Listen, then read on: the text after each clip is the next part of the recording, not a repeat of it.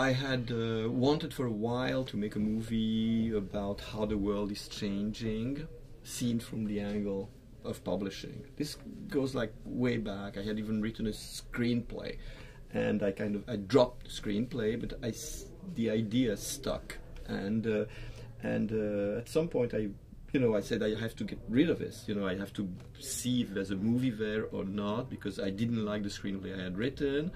So I decided to start from scratch and, just try and write a scene. So I wrote one very long scene, which is the beginning of the film.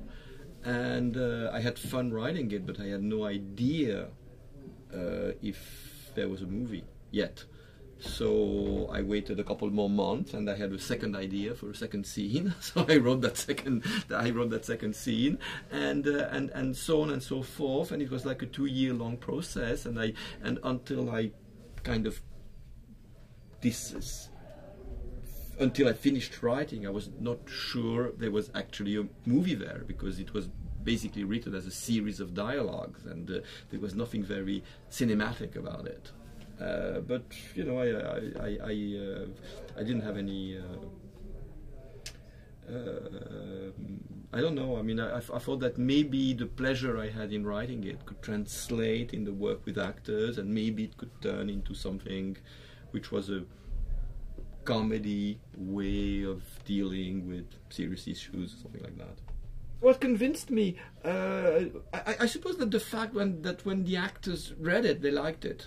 I gave it to the actors I wanted, and all of them loved it. I mean, they were a little bit baffled, because it was written as like a play, not as a movie. So they had no idea of motivation, of any kind of backstory or whatever. It was very, very raw, but all of them enjoyed it. I mean, they laughed and they wanted to play it. So I realized that somehow people reacted to I mean, actors reacted, and when actors react, it also means that they will give a good performance, and it means also that it can translate to an audience. So yeah, it kind of gave me some sort of confidence, and also because obviously they are very well known, all of them, it also gave the film the possibility to be made. The publisher is played by Guillaume Canet. He's a big star in France, also a very famous director on his own right.